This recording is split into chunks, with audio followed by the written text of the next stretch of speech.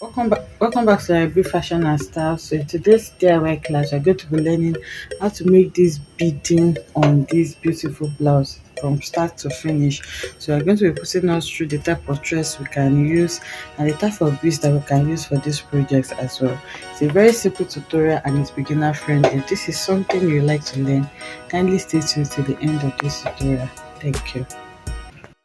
Okay, so we're going to be beading along this center part that we have. Okay, you can see that it is wide at the upper part and then it becomes narrow when it goes to the lower part. So I'm going to start to bead from this upper part and then I'm going to be beading following this neckline that I already have. Okay, so I'm working with this pearl. There are several types of bead depending on the amount you have to work with.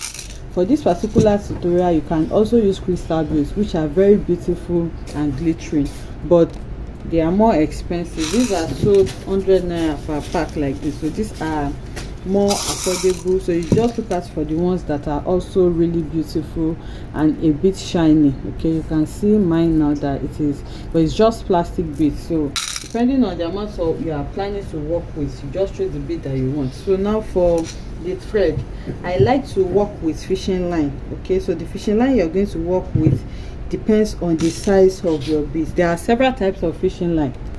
Okay, so this is 0.9 millimeter in size, this is 0.45, but for this tutorial I'm going to be working with this 0.35 because my beads are small, they are not so big. And then the size of your needle will also determine the size of your bead, will also determine the needle you're working with. This is a bead needle, okay, but you can also work with a regular hand needle if your bead is big enough to pass through it. So I'm working with this 0.35 millimeter fishing line, and then this needle that I'm working with is in size needle number 11. So that's what I'm working with. There are other threads you can use as well. You can use invisible thread. This is invisible thread. It's also thick, but it's not as thick as a fishing line, and then it's not easy to control because of its softness. But I like to use this fishing line because you don't want your beads, once it's cut, everything is just going to rip apart. So that's why I prefer to use fishing line as against the normal thread.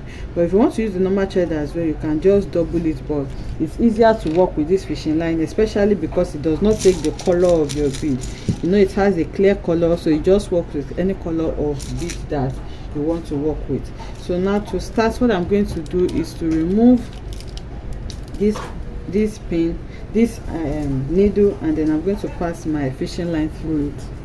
So after passing my needle and my thread, now you can see they are together. You're going to tie a knot at the end of the thread of the fishing line, and then you start to bead it. So we are beading from here to here. So what I'm going to do now is to go ahead now and carefully pick one side here. Okay, you can see the way I'm going to be passing it through remember I sewed this together, so there is a seam line there. That's how I'm going to be passing my thread in between this seam line, the seam line of the Ankara and that of the main fabric, so that I can hide it easily.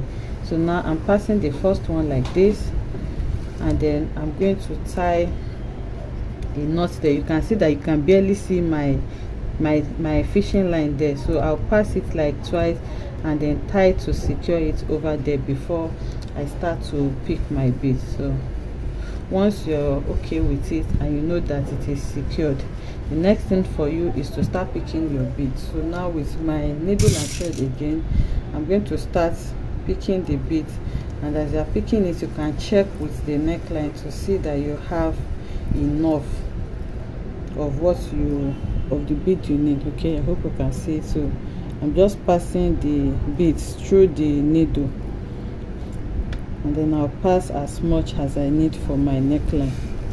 So now after passing your beads and you have enough beads, so the next thing, you just check it around the neckline or wherever it is you are placing it. You can see that I have enough of what I want it to drop down. You just need to add more beads so that I can have something like this. So I want mine to be around my neckline area, and I have enough already. So what I'm going to do now is to go ahead and pass my needle through this middle point again. Okay, that middle point where we passed for the first one, you're going to pass your needle through it again, and then you tie it you secure it neatly. Okay, so now we are done with the first round. So I'm just trying to secure my thread so that it doesn't fall off. So you can just tie it like twice just to make sure that what you have there is secure. So you can see now it's just like the length of my neckline. So after securing it, what you need to do now is to pass your needle through this line again for the next one. So you can have like 0.5 inches between the first and the second one, or 1 inch depending on what you want.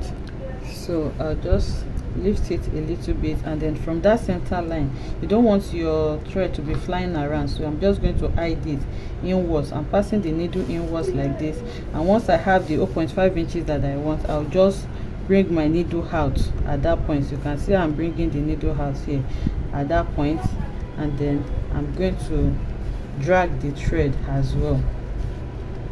Okay, so now you can see where my needle and thread is. So before I start to bead on that point again, I'm going to try to knot that point as well so that I can secure it. So after tying my knot there, the next thing I'm going to do is to start picking my beads to my desired length before I go ahead to knot it on the other side as well. So you can see it is very simple. So you try to control your fishing line as much as possible. If you know you cannot work with a long one, you can cut it. Okay, instead of passing like this, you can also, after tying the second one, you can cut your thread and then you start again just like we start earlier. But I just feel you can also, it's easier for you to just continue it like this. So whichever one is fine for you. So what I'm doing now is picking my beads to my desired length again. Okay, so now that I have my desired amount of bead, what I'm going to do now is to go ahead and knot it on the other side as well. So this is the same process you are going to repeat till you get to the hem of the dress. So as you are going towards the hem, because of the way this inner part is shaped, your beads will actually reduce. The amount of bead you're going to be working with is going to be reducing, because you can see that it just narrows down, and then as it goes down it becomes smaller. And again, the disadvantage of working with this type of bead is that the bead peels off. It's just a plastic build, so you should try to invest in a good bead so that it can last longer for you. It doesn't have to be a crystal bead, but there are other affordable beads of good quality that you can just invest in to make your work really good and easy. But if you can't, crystals are the best, because it's going to give it that beautiful glittering effect that you want to work with. So I'll go ahead now and continue this off camera, because we're going to be repeating the same process and I don't want this video to be too long, so I'll just keep doing the same thing.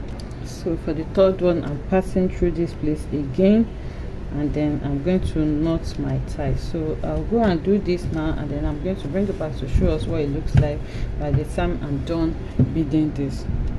Okay, so you can see the amount of beading that is done here now. You can be as full as you want. Okay, I have about half an inch between each of my beads, so you can use like 1/4 inch, or you can even use more if you want it to be really full. So this is what I've done so far. Now you can see that I just have a little left, and you can see that it was wider at the upper part, and then when it comes down it becomes narrow. So now I'll go ahead and fill up everything now so that it can be fully beaded. So the beading is complete now, and you can see how lovely it is looking. So like I explained, you can make it as full as you want. It's totally up to you and your preference, but you can see how beautiful this is. So imagine this with a crystal blade. It's just going to be glittering and giving you that beautiful effect. I hope you enjoyed making this beautiful tutorial with me. If you enjoyed it, let us know in the comment section. Like, comment and subscribe to our channel, and I'll see you in the next one. Bye.